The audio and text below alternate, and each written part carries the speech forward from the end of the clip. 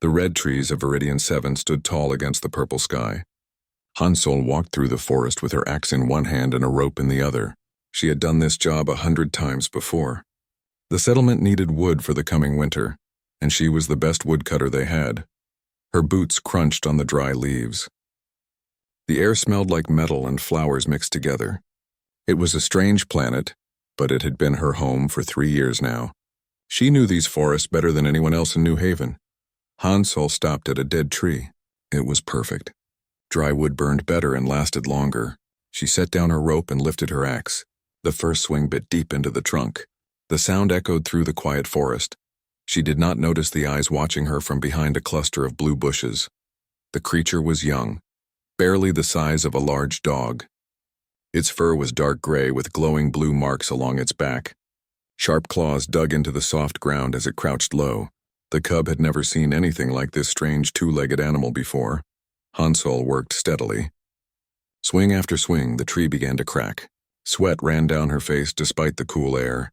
She paused to wipe her forehead and take a drink from her water bottle. That was when she felt it. The feeling of being watched. Every human on Viridian 7 knew that feeling. It meant danger. It meant something was hunting you. Hansol slowly turned her head, scanning the forest around her. Her hand moved to the knife on her belt. Then she saw it. 2 bright yellow eyes stared at her from the shadows. The creature took 1 step forward, and she could see it clearly now. A draken cub. Her heart hammered in her chest. Even the young ones were dangerous. Their parents were worse. Adult drakens had killed 12 colonists in the past 2 years. They were fast, smart, and they hunted in packs.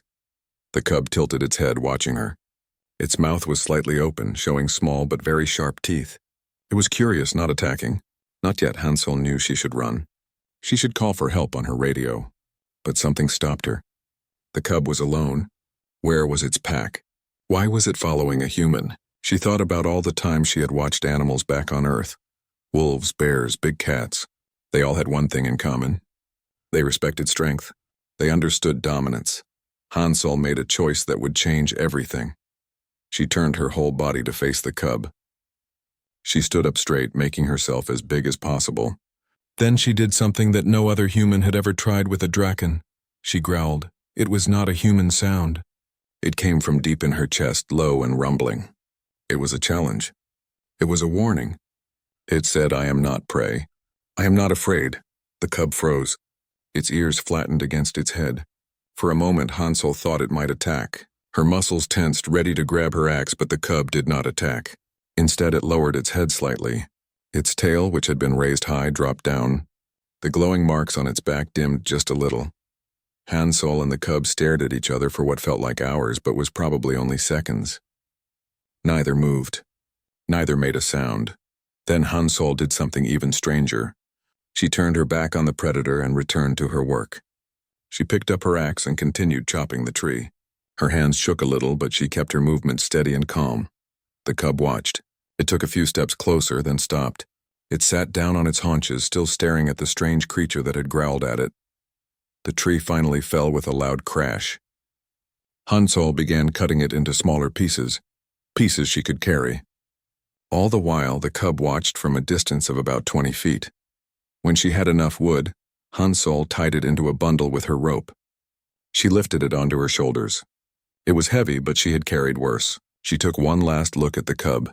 It was still sitting there, watching her with those bright yellow eyes. Hansol started walking back toward the settlement. She did not run. She did not look back. She walked at her normal pace as if a deadly predator was not nearby. Behind her, she heard the soft sound of footsteps. The cub was following her.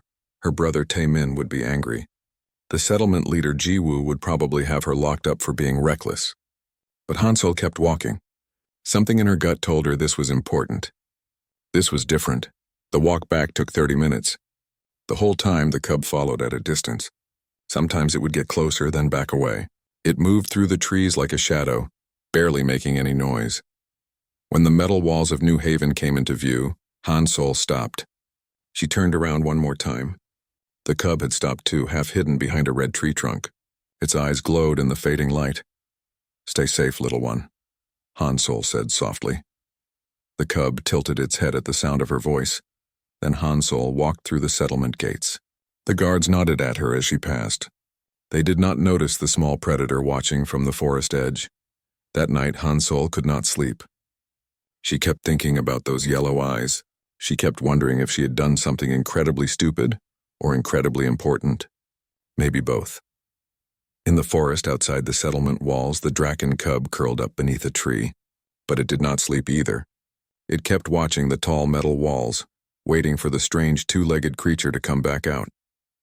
For the first time in its short life, the cub was not looking for its lost pack.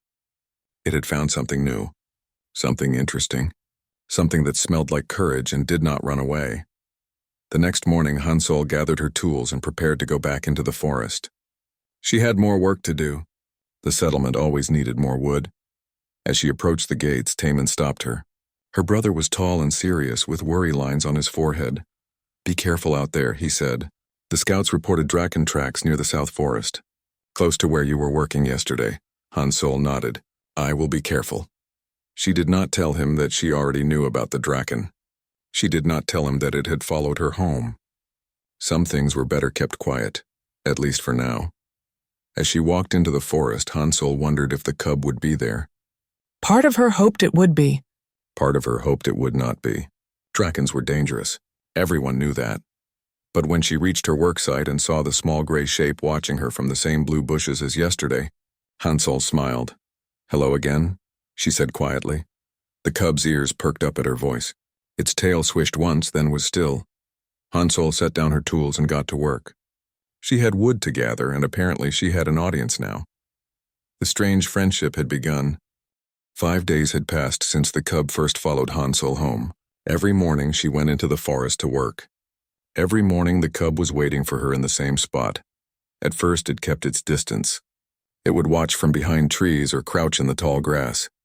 But slowly, day by day, it came closer. Now it sat only 10 feet away while she worked, its yellow eyes following every move she made. Hansol had started bringing extra food. Not much, just scraps from her meals. She would set them on a flat rock and walk away. The cub would wait until she was back at work before approaching the rock. It would sniff the food carefully, then eat it in quick bites, always watching her. "You are a strange one," Hansol said to it on the 5th day. "Why are you alone?" "Where is your family?" The cub tilted its head at her voice. It did this often now, as if trying to understand her words. Hansol knew it could not understand human speech, but she talked to it anyway. It felt natural. She noticed things about the cub. The way it moved was careful and silent. The glowing marks on its back would pulse brighter when it was curious or excited. When it was nervous, they would dim. It was like reading a mood ring. The cub was also copying her. When she sat down to rest, it would sit too. When she drank water, it would go find water to drink. When she stretched her back, the cub would do something similar with its spine. It was learning from her, studying her. On the 6th day, everything changed. Kyung-ho had been watching the forest from the eastern watchtower. He was a scout and he was good at his job. He saw Hansol working among the trees, and he saw the draken cub sitting near her. Within an hour, Kyung-ho had reported it to the settlement council. By afternoon, Hansol was standing in Ji-woo's office facing 5 angry council members. "You have been feeding a draken?" Ji-woo's voice was cold. The settlement leader was usually kind, but not today. "Do you understand how dangerous this is?" "It is just a cub," Hansol said calmly. "It has not attacked anyone. It has not even tried to attack me. Not yet." Kyung-ho slammed his hand on the table. "Drakens killed my cousin. They are monsters. We should kill it before it grows big enough to kill us." Hansol felt anger rise in her chest. "It is not a monster. It is a young animal. It is curious, not dangerous." "All drakens are dangerous," another council member said. "This is foolish, Hansol. You are putting the whole settlement at risk." Taman stood in the corner of the room. He had not said anything yet, but Hansol could see the worry on his face. He was her brother. He loved her, but he was also the head of security. His job was to keep everyone safe. "I want to study it," a new voice said. Everyone turned to look at Hee-jin, the settlement's xenobiologist. She was a small woman with sharp eyes and quick hands. "We know almost nothing about draken behavior. This is a unique opportunity." "An opportunity to get killed," Kyung-ho muttered. Hee-jin ignored him. "Hansol, you said the cub has been following you for almost a week. Has it shown any aggressive behavior at all? No, Hansol said. It watches me. It eats the food I leave. But it never tries to come closer than 10 feet. It keeps its distance. Fascinating, Hijin said.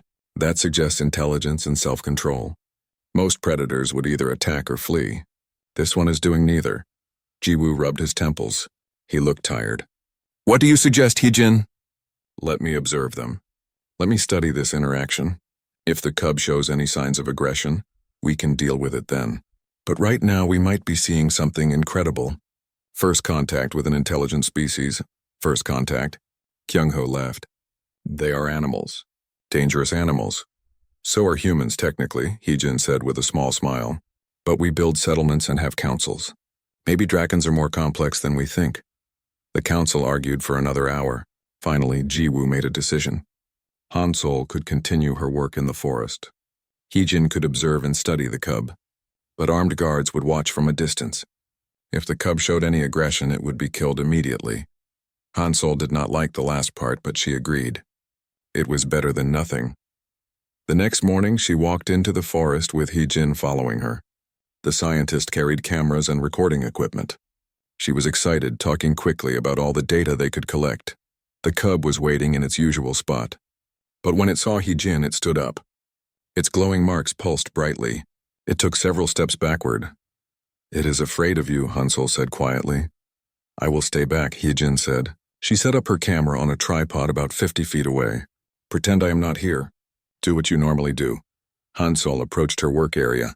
She set down her tools and looked at the cub. It is okay, she said softly. She will not hurt you.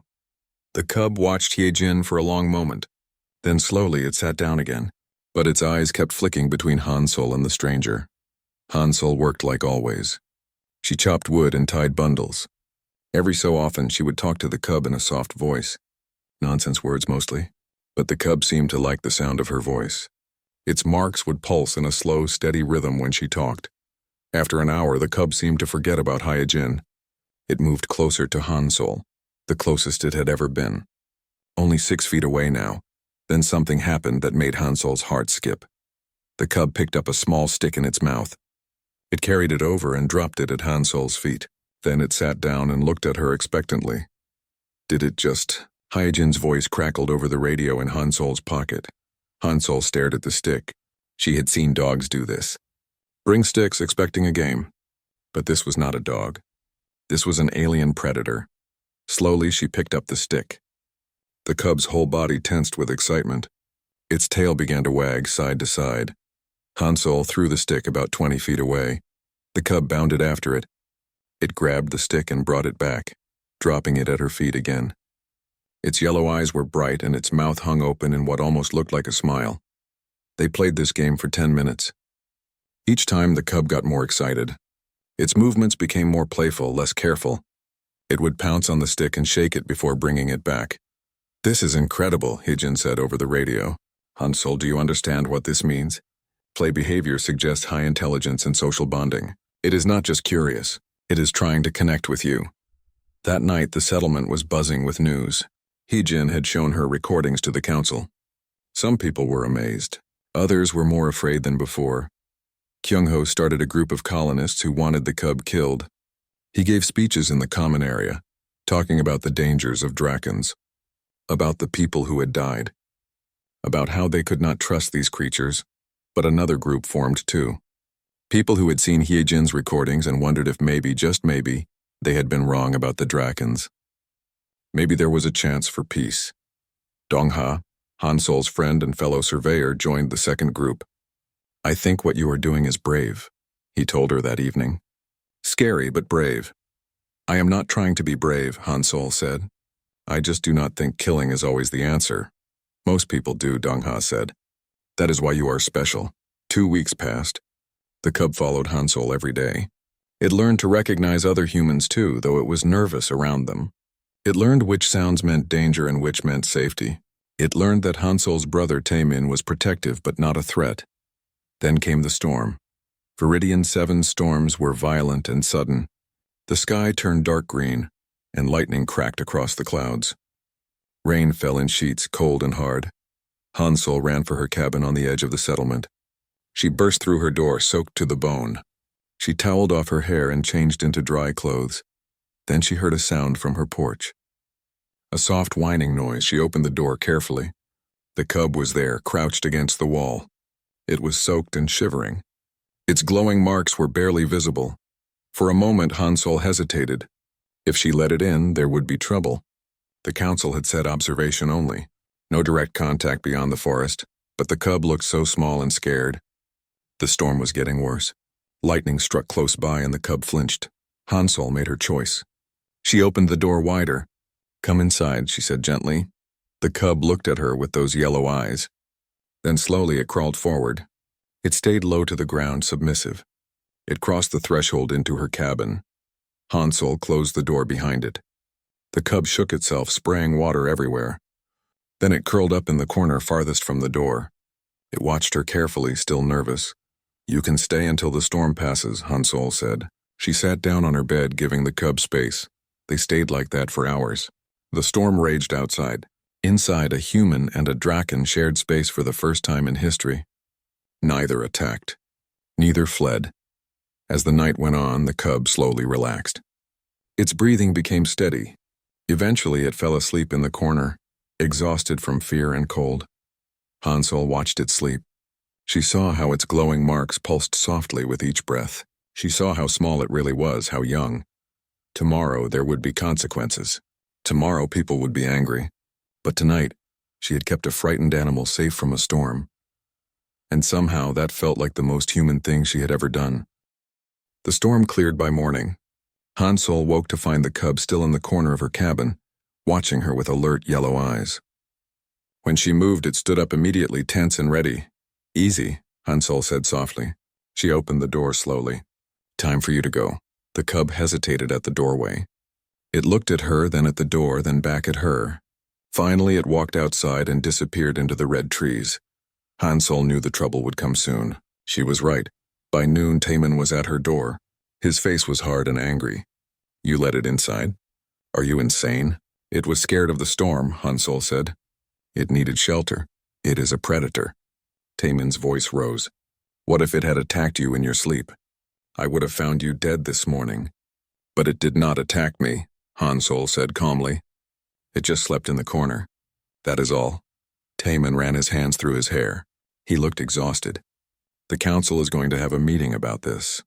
Kyung-ho is demanding that the cub be killed. He has half the settlement agreeing with him now." "And the other half?" Hansel asked. "They do not know what to think." "Neither do I." Taman sat down heavily. "I am your brother. I want to support you, but I am also responsible for keeping everyone safe. I do not know how to do both." Hansel put her hand on his shoulder. "Trust me a little longer, please." The council meeting that afternoon was loud and angry. People shouted over each other. Kyung-ho showed images of colonists killed by drakens. He talked about danger and foolishness. But Hyejin had new information. "I have been studying the recordings for weeks," she said, projecting images onto the wall. "Look at this. The cub's behavior patterns, the way it communicates through body language and bioluminescence, the way it learns and adapts." The images showed the cub in different situations, playing with the stick, watching Hansel work, copying her movements. "This is not simple animal behavior," Hyejin continued. "This is complex social learning. The cub is not just surviving. It is trying to communicate, to connect. So what?" Kyung-ho said. "Smart animals are still animals. They still kill. So do humans," Hyejin replied. "But we also build communities. We also form bonds with other species. Dogs, horses, cats. We have domesticated dozens of animals on Earth. Why can we not do the same here? Because drakens are not dogs." Kyung-ho slammed his fist on the table. "They are killers!" "Maybe they kill because we invade their territory," Dong-ha said. He had been quiet until now. "Maybe they kill because we are the threat." This caused an uproar. People started shouting again. Jiwoo had to bang his gavel several times to restore order. "Hyejin," Jiwoo said tiredly, "do you have proof that drakens are intelligent enough to communicate with?" "I need more time to study them," Hyejin said. "But yes, I believe they are. The cub shows problem-solving skills, emotional intelligence, and social bonding. These are all signs of higher cognitive function." "Give me facts, not beliefs," Jiwoo said. Hyejin pulled up another image. "Look at the cub's glowing marks. They change patterns based on its emotional state. Blue and steady when calm, bright and pulsing when excited, dim when afraid. This is a form of communication. A visual language. She pulled up more images. Look at how it responds to Han Solo's voice tones. It can tell the difference between angry sounds and friendly sounds. It understands not just the sound but the meaning behind it. Many animals do that, Kyung-ho said. Yes, but watch this. Hye-jin played a video. It showed the cub picking up a rock and using it to crack open a hard-shelled creature it had caught. Tool use. Very few species can do this. Humans, some primates, a few bird species, and now drakons. The room went quiet as people watched the video. There is more, Hye-jin said. I have been researching the drakon attacks on our colonists. I found a pattern. Every attack happened in the same area. The southern forest where we first built our settlement. She brought up a map. Red dots showed where attacks had occurred. They were all clustered in one region. What if that area is sacred to them? Hye-jin asked. What if we built our settlement on their hunting grounds or burial sites? What if they were defending their territory, not just attacking for food? This idea made people uncomfortable. They had all assumed the drakons were simple beasts. The idea that they might have culture, sacred places, territorial rights, that changed everything. We need to know more, Jiwoo said finally. Hye-jin, continue your research. Han Solo, keep working with the cub, but be careful. Kyung-ho, I understand your concerns, but we will not kill the cub. Not yet. Kyung-ho left the meeting in anger. Many people followed him. The settlement was splitting into two groups now. Those who feared the drakons and those who wanted to understand them. Over the next month, Hye-jin and Han Solo worked together. They documented everything about the cub. Its diet, its sleep patterns, how it learned, how it played. The cub grew bigger. It was now the size of a large wolf. Its claws were sharper, its teeth longer, but it was still gentle with Han Solo. It had learned to be careful around her. One day, Han Solo tried something new. She growled at the cub like she had done that first day, but this time she added different tones. Low and long meant stay back. Short and sharp meant pay attention. Medium and rumbling meant well done. The cub learned these sounds in days. It started responding to them like commands. When Han Solo growled, stay back, it would sit and wait. When she growled, pay attention, it would look at her immediately. This is incredible, Hye-jin said, recording everything. You are speaking its language. You are communicating. Not really speaking, Han Solo said. More like meeting halfway. I learn a little of its language. It learns a little of mine. But then everything changed again. One evening, as Han Solo was heading back to the settlement, she noticed the cub acting strangely. It kept looking at the forest. Its glowing marks were pulsing rapidly, brighter than she had ever seen them. Then she heard it. A low rumbling call from deep in the forest. It was answered by another call. And another. The sounds were similar to the cub's vocalizations, but much deeper, much more powerful. The cub responded with its own call. High-pitched and urgent. Adult drakons, Han Solo whispered. She grabbed her radio. Taemin, we have activity in the South Forest. Multiple drakons approaching. Within minutes, the settlement alarms were blaring. Guards rushed to the walls. Weapons were readied. Everyone who could fight was called to stations. The cub was pacing now, anxious and excited. It kept looking at Han Solo, then at the forest, then back at Han Solo. You want to go to them, Han Solo said quietly. They are your family, are they not? The cub made a soft whining sound. Through the trees, Han Solo saw movement. Large shapes moving with purpose. She counted at least 8 adult drakons. They were massive, 3 times the size of the cub. Their glowing marks lit up the darkening forest like blue flames. At the front of the pack was the largest one. Its marks were brighter than the others, and it moved with authority. The Alpha. The Alpha stopped at the forest edge, just outside the settlement's cleared perimeter. The other drakons fanned out behind it, forming a line.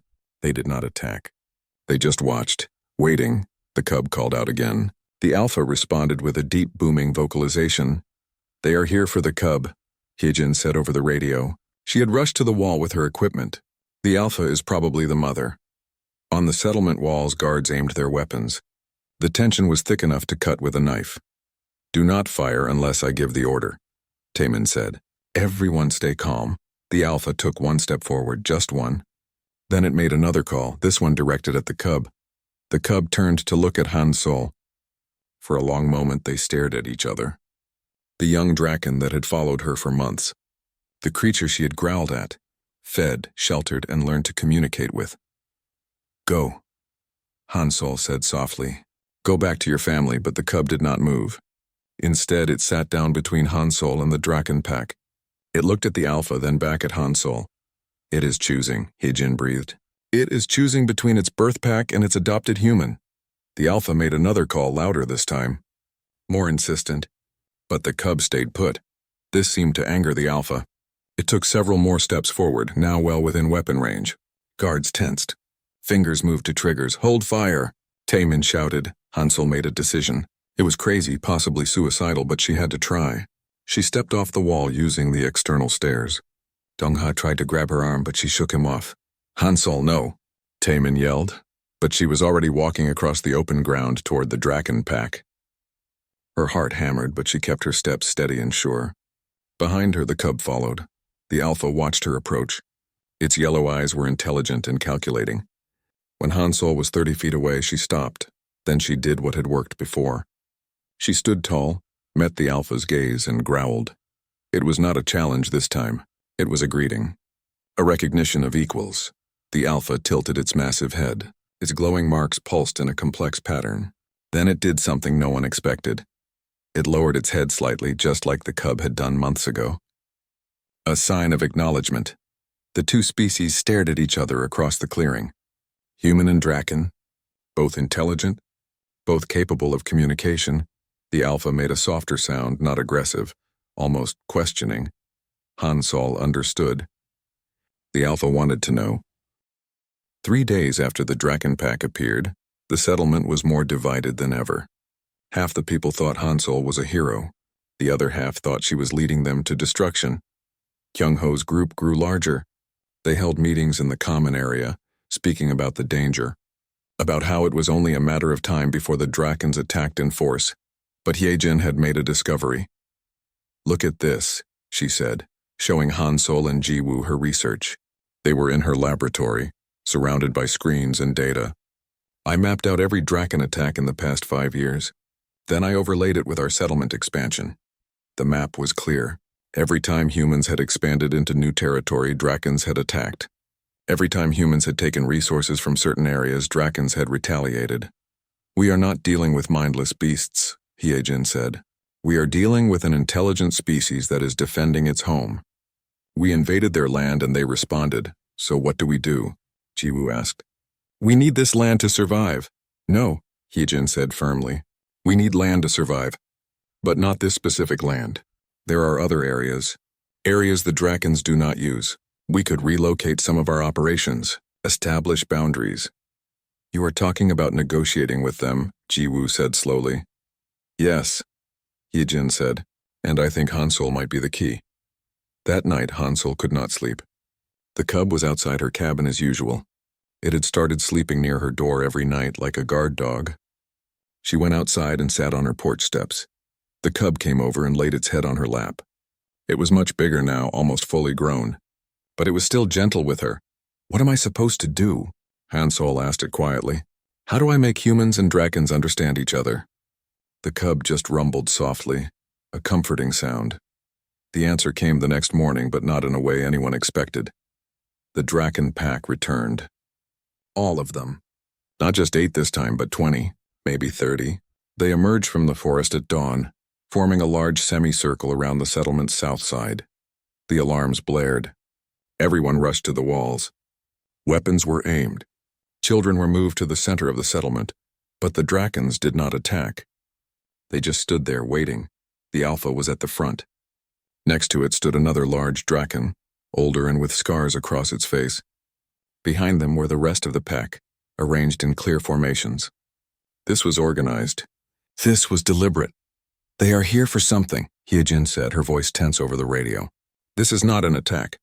This is a delegation. A delegation of predators with claws and teeth," Kyung-ho said. "We should fire now while we have the advantage." "No," Jiwoo said. "We wait." The alpha made a loud call. The sound echoed across the clearing. Then it looked directly at the settlement walls. "At Hansol. It wants you," Taemin said. He was standing next to his sister, his hand on his weapon. It wants you to come out there. Then I will go, Hansol said. Absolutely not. Taman grabbed her arm. You will be killed, but Hansol pulled free. If they wanted to kill me, they would have done it 3 days ago. This is something else. She was walking toward the stairs when Dongha stepped in front of her. Let me come with you, he said. Hansol shook her head. No, this is something I have to do alone. She descended the stairs and walked across the open ground. The cub followed her, as always. Her heart was pounding, but she kept her fear hidden. With Drakens, showing fear was like showing weakness. When she was 20 feet from the Alpha, she stopped. She stood straight, met the Alpha's eyes, and waited. The Alpha studied her for a long moment. Then it did something that made Hansol's blood run cold. It stepped forward and made a low, challenging growl. This was not a greeting. This was a challenge. Hansol, get back, Taman shouted from the wall. But Hansol understood what was happening. The Alpha had seen her with the cub. It had seen the bond between them. Now it wanted to test her. To see if she was worthy of that bond, this was a trial. The Alpha charged. It was fast. Incredibly fast. Hansol had only seconds to react. Every instinct screamed at her to run, to dive aside, to flee. But she did not. She planted her feet, raised her arms to make herself bigger, and roared. Not a human sound. A primal sound of defiance. The Alpha stopped inches from her, so close that Hansol could feel its hot breath on her face. Its teeth were massive, each one the size of her finger. But Hansol did not flinch. She stared into those yellow eyes and did not look away. The Alpha held her gaze, testing, measuring. Then it stepped back. The cub had been watching, tense and ready to defend Hansol. But now it relaxed slightly. The first test was passed. The Alpha moved to the side and gestured with its head toward the forest. It wanted Hansol to follow. Do not go into those trees, Taman called. Hansol, please. But Hansol was already walking. The Alpha led and she followed. The cub walked beside her, and the rest of the pack closed in around them. From the settlement walls, it looked like the Drakens were taking her captive. Taman was shouting orders. Guards were preparing to fire. Hold, Jiwoo commanded. Hold your fire! We have to trust her. Hansol walked into the red forest surrounded by deadly predators. She should have been terrified. Part of her was. But another part of her felt something else. Purpose. The pack led her deeper into the forest, to a place she had never been before. A clearing with strange rock formations and old trees with blue moss. The Alpha stopped and gestured to a specific spot on the ground. Hansol looked closely. There were marks carved into the rocks, symbols, art. This is a sacred place, she whispered. The Alpha rumbled in what might have been agreement. Then it made another gesture, this time pointing at different areas of the forest. Hansol realized what it was doing. It was showing her the boundaries, the places that were important to the Drakens, the places humans should not go. You are trying to communicate, Hansol said. You want to make a deal. The Alpha tilted its head. Hansol pointed to herself, then to the settlement. Then she pointed to the Alpha and the forest. She made a dividing gesture with her hands. Separate but peaceful. The Alpha watched her carefully. Then it did something incredible. It picked up a stick with its mouth and drew a line in the dirt. On one side, it made marks that looked like the settlement. On the other side, it made marks that looked like trees. A boundary line. A treaty. Yes, Hansol said, her voice shaking with emotion. Yes, we can share the land. We do not have to fight, but the Alpha was not done. It made another challenging sound and stepped back. The old scarred Draken came forward. It circled Hansol slowly, sniffing her. This was the second test. The old Draken suddenly darted into the forest. It was fast for something so large. Then it stopped and looked back at Hansol expectantly. You want me to follow you? Hansol said. You want me to track you? This was a test of skill. Could she hunt? Could she track like a Draken? Hansol had been a surveyor for years. She knew how to read the forest. She looked at the ground where the old Draken had run. Broken twigs, disturbed leaves, claw marks on a tree trunk. She followed the trail. It was not easy. The old Draken was clever, doubling back and using rocks to hide its tracks. But Hansol was determined. It took her an hour, but she found the old Draken waiting in a grove of blue trees. It made a sound that almost seemed like approval. 2 tests passed, but there was one more. The pack led her to another clearing. In the center was a dead animal, something that looked like a six-legged deer. The Alpha and several other Drakons began to eat. Then the Alpha looked at Hansol and pushed a piece of meat toward her with its paw. The third test. She had to eat with the pack, share their kill. Hansol looked at the raw meat. Her stomach turned. Humans could eat raw meat, but it was dangerous. Parasites, disease. But refusing would insult them. She picked up the meat. It was still warm. She closed her eyes and took a bite. It was tough and tasted like iron. She forced herself to chew and swallow. Then she took another bite. Around her, the Drakons watched. When she finished the piece, several of them made rumbling sounds. Approval. She had passed all 3 tests. The Alpha came forward. It touched its nose to Hansol's forehead, leaving a smear of bioluminescent fluid. It glowed softly on her skin. The mark of acceptance. The pack began to leave, melting back into the forest. But the Alpha stayed a moment longer. It looked at Hansol, then at the cub, then back at Hansol. Then it made a sound. Not challenging. Not aggressive, almost grateful. It left, following its pack.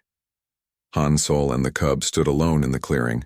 She was shaking now, all the fear and adrenaline finally catching up with her. She had just been accepted by an alien species. She had communicated with them, negotiated with them. When she finally made it back to the settlement, the sun was setting. Taman was waiting at the gates. He pulled her into a crushing hug. "I thought you were dead," he said, his voice breaking. "Do not ever do that again." "I had to," Hansol said. "They were testing me, and I passed." That night the council met again. Hansol told them everything. About the sacred places, about the boundaries the Alpha had shown her, about the treaty line drawn in the dirt. "They want peace," she said, "but we have to respect their territory. We have to stop expanding into their sacred areas." "How can we trust them?" Kyung-ho asked. But his voice was less angry now, more uncertain. "How can they trust us?" Hansol replied. "We invaded their land. We killed their people." 6 months had passed since the treaty with the Drakons. Life in New Haven had changed in ways no one could have imagined. The cub was no longer a cub. It was fully grown now, a powerful adult Drakon that the settlement children had named Ember because of its glowing marks. Ember still lived with Hansol, but it would visit its birth pack regularly in the forest. The treaty was holding. Humans stayed out of the sacred areas. Drakons no longer attacked the settlement. There were even moments of cooperation. When a forest fire threatened both the settlement and a Drakon den, humans and Drakons worked together to fight it. Hansol had become a bridge between the 2 species. She learned more of the Drakon language every day. She taught other humans how to communicate with them. Heejin documented everything, sending reports back to Earth about the first successful human-alien cooperation. Taemin was proud of his sister, though he still worried constantly. Dongha helped Hansol with her translation work. Even Kyung-ho had become an ally, learning to respect the Drakons. Everything seemed peaceful, but peace never lasts forever. The ship appeared in the sky on a cold morning. It was large and industrial, the kind of ship that mining corporations used. It landed in the empty fields north of the settlement without asking permission.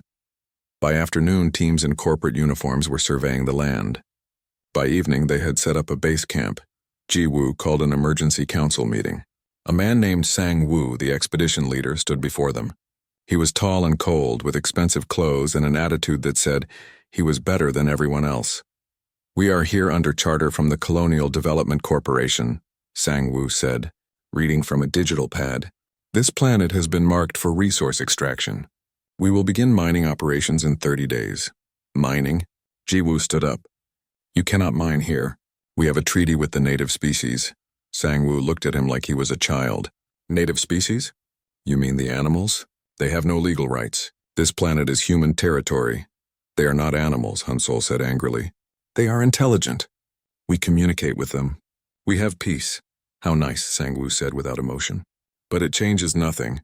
The corporation has rights to this planet's resources. Your little settlement exists here because the corporation allows it. We can take those rights away if you interfere. Where will you mine?" Heejin asked, though she already feared the answer. Sang-woo pulled up a map. The mining zone included half the Drakon territory, including several sacred sites. "You will destroy their home," Hansol said. "This will start a war." Then the animals will be eliminated, Sang-woo said simply. We have weapons and personnel for that scenario. Either way, mining begins in 30 days. He left the room without another word. The settlement erupted into panic. Some people thought they should help the corporation. Better supplies and protection would come with corporate support. Others thought they should help the Drakons. They had worked too hard for peace to lose it now. Hansol knew what she had to do. She went into the forest with Ember to find the Alpha. The Alpha pack was in their main den, a cave system in the hills. When Hansol arrived, the Alpha came out to meet her. It could sense something was wrong. Using gestures, sounds, and the visual language of the Drakons, Hansol explained. Big machines were coming. They would tear up the land. Destroy the sacred places. The Alpha had to move its pack, but the Alpha refused. This was their home. These were their sacred grounds. They would not leave. Hansol tried to explain about the corporation's weapons, about how powerful humans could be when they wanted something, but the Alpha did not understand. Or perhaps it understood but did not care. This was worth fighting for. That night, Hansol barely slept. She knew what was coming. War between the Drakons and the corporation, and her little settlement was caught in the middle. The next morning, she gathered her closest friends. Taemin, Dongha, Heejin, and even Kyungho. They met in her cabin. We cannot let this happen, Hansol said. We cannot let them destroy what we have built. The peace, the understanding. It is too important. What can we do? Dongha asked.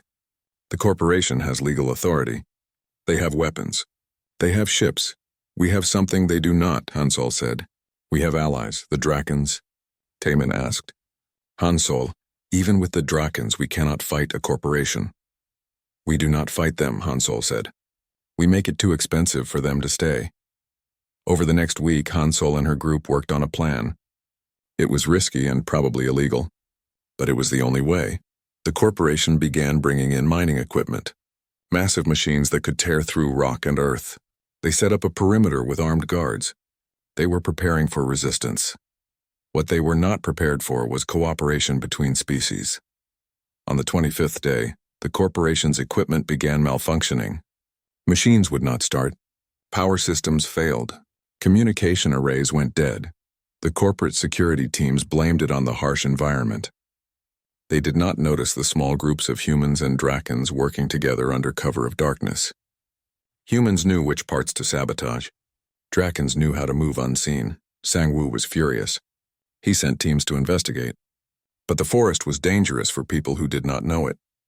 His teams got lost. Equipment disappeared. No one was killed, but the message was clear. This land fought back. On the 30th day, when mining was supposed to begin, all the main excavation machines had been disabled. The repairs would take weeks, maybe months. Sang-woo confronted Ji-woo. Your people did this. You are sabotaging corporation property. I have no idea what you are talking about, Ji-woo said calmly. Perhaps your equipment is just not suited for this planet's conditions. Do not play games with me, Sang-woo hissed. I can have this settlement shut down. I can have every person here sent back to Earth. You could, Ji-woo agreed, but that would take months. Forms, approvals, investigations, and in the meantime your expensive equipment sits here, broken and useless. Your investors will not be happy about the delays. Sang-woo's face turned red, but he knew Ji-woo was right. Corporate bureaucracy moved slowly. Time was money, and he was losing both. That night something happened that changed everything. The Drakon packs emerged from the forest. Not just the Alpha's pack. All the packs. Dozens of Drakons, maybe over 100. They formed a massive line at the edge of the corporate camp. They did not attack. They just stood there, watching, waiting. The corporate security teams panicked. They had weapons, but they had never faced this many predators. They locked down the camp and called for reinforcements. But the Drakons did not move. They stood vigil all night, their glowing marks lighting up the darkness like blue stars. Inside the camp, the corporation workers were terrified. They had signed up for mining, not fighting alien creatures. Some of them started demanding to be sent home. The next morning, Hansol walked out to meet the Alpha. Behind her came other humans. Dongha, Hyejin, Kyungho, even some of the settlement children who had befriended young Drakons. They stood together. Human and Drakon. United, Sang-woo watched from his camp. He saw the alliance. He saw how the two species stood side by side, and he understood something important. He could not win this fight, not without massive casualties, not without a war that would cost more than any mining operation was worth. That afternoon, Sang-Woo called for a meeting. Hansol represented both the settlement and the Drakons. The Alpha came with her along with Ember and several other Drakons. This is unusual, Sang-Woo said stiffly. He looked uncomfortable with the large predators in the room. I have been authorized to negotiate. Negotiate what? Hansol asked. The corporation is willing to adjust the mining zone, Sang-Woo said. We can work around certain areas if absolutely necessary. All sacred sites must be protected, Hansol said. All Drakon territory must be respected. That is half the planet, Sang-Woo protested. Then mine the other half, Hansol said. Or go find another planet. The Alpha made a low rumbling sound. It was not aggressive, but it was a reminder. We are here. We are watching. Sang-Woo looked at his papers. He looked at the Drakons. He looked at the united front of humans and aliens. Fine, he said finally. We will mine only in designated zones, away from population centers of both species. In return, you stop sabotaging our equipment. Agreed, Hansol said. But we will monitor your operations. If you break this agreement, we will know. Sang-Woo did not like it, but he signed the digital contract. The corporation would stay, but they would respect the boundaries. It was not a perfect solution, but it was better than war. As Sang-Woo left, he stopped at the door. You realize you just made history, he said to Hansol. First human-alien alliance. First joint negotiation. The reports about this planet are going to change everything. Good, Hansol said. Maybe other colonies will learn from our mistakes. Maybe they will choose peace instead of invasion. After Sang-Woo and his team left the meeting, the Alpha approached Hansol. It touched its nose to her forehead again, renewing the mark of acceptance. Then it did something it had never done before. It made a sound that almost seemed like language, a word, and Hansol understood it. Pack. The Alpha was saying they were all one pack now. Human and Drakon together. Yes, Hansol said, tears in her eyes. We are pack. 3 months later, everything had settled into a new normal.